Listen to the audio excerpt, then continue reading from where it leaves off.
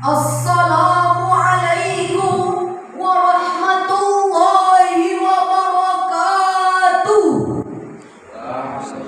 Alhamdulillah, alhamdulillahilladzi khalaqal insana fi ahsani taqwim, thumma radadnahu asfala safilin, wassalatu wassalamu ala sayyidina Muhammadin khairil mursalin wa ala alihi wa sahbihi ajma'in. Amma ba'd. Dewan Hakim yang kami muliakan, hadirin sebangsa dan setanah air yang kami banggakan, tutur khususnya seorang pakar sosial psikologi di dalam bukunya Pengaruh Identitas Etnis dan Golongan, beliau mengatakan identitas agama merupakan hal yang sangat sentral bagi seluruh masyarakat Indonesia dibandingkan dengan identitas ras, suku, dan nasionalisme. Identitas agama mampu memenuhi kebutuhan psikologis individu terkait identitas diri, dan aktualisasi diri. Di satu sisi, hadirin, kita patut berbangga karena identitas agama menjadi identitas utama sebagai warga negara Indonesia. Namun di sisi lain, identitas agama juga dapat memecah belah persatuan. Terbukti oleh intoleransi dalam umat beragama sampai pembubaran tempat beribadah umat beragama.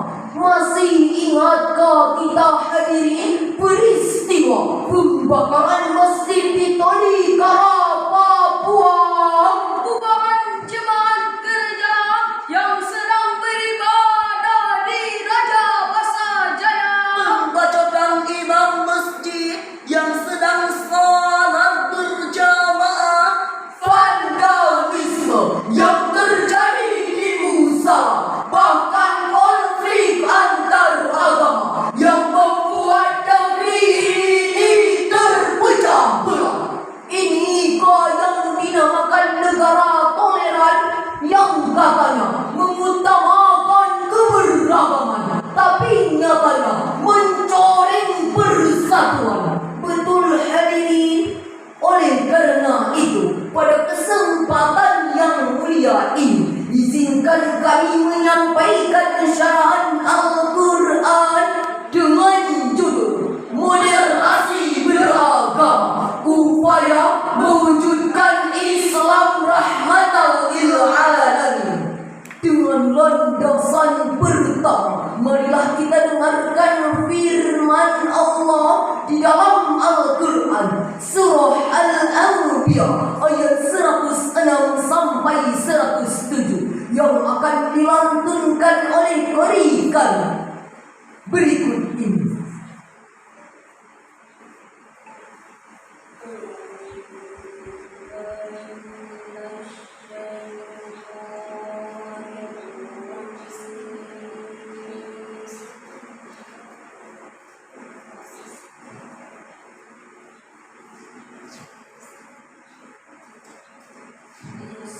Bismillahirrahmanirrahim.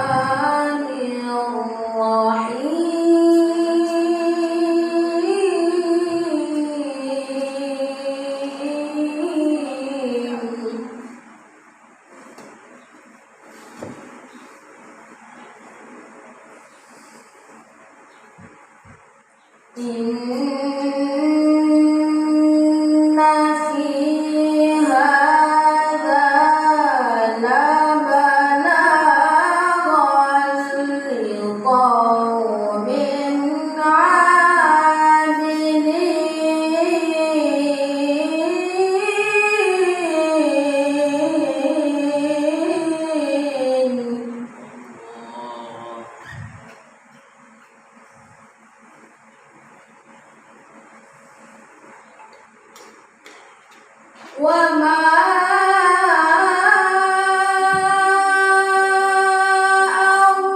أرسلناك إلا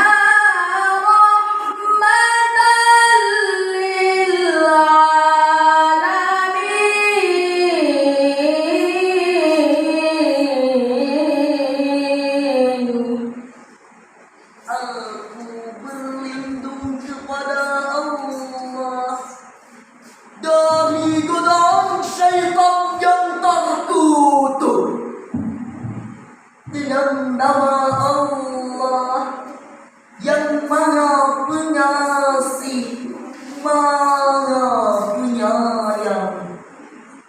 Sesungguhnya apa yang telah disebutkan di dalam Al-Quran ini benar-benar menjadi petunjuk yang lengkap bagi orang-orang yang menyembah Allah. Dan kami tidak mengutus engkau Muhammad melainkan untuk menjadi rahmat bagi seluruh alam. Dewan Hakimi yang mulia, hadirin yang berbahagia, Syekh Abdul Fida Ismail Ibnu Katsir di dalam tafsir Ibnu Katsir juz 2 halaman 333 menjelaskan,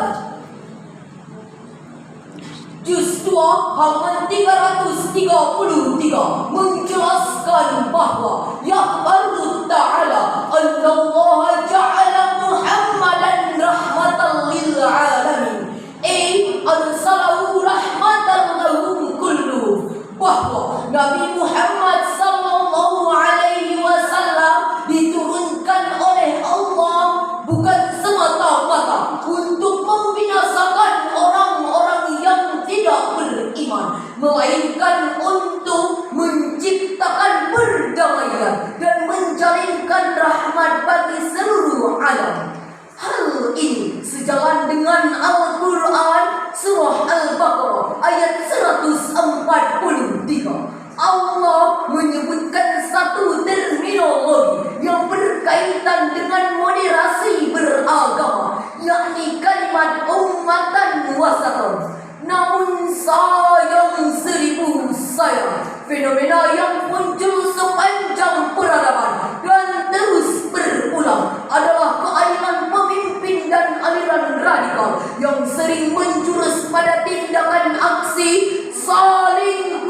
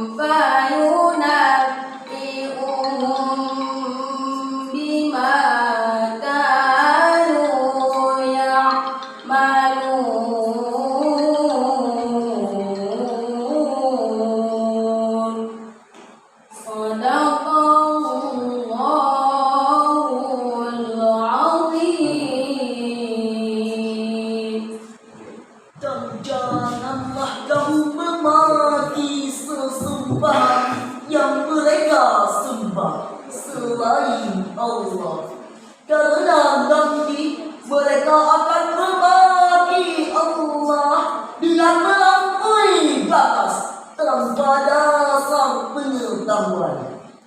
Demikianlah kami jadikan setiap umat menganggap baik pekerjaan mereka, kemudian kepada Tuhan tempat mereka kembali, dan Ia akan memberitahukan kepada mereka atas apa yang telah mereka kerjakan. Mana benar Allah yang Maha Agung dengan segala firman-Nya. Dewan Hakim yang mulia, hadirin yang berbahagia, Islam mempersilahkan umat Konghucu untuk mengamalkan ajaran Lisu, Sensu dan Sensuenya. Bagimu agamamu dan bagiku agamaku. Dari syarahan tadi dapatlah kita ambil kesimpulan bahwa keberagaman ini merupakan sunnatullah yang Allah tetapkan kepada kita.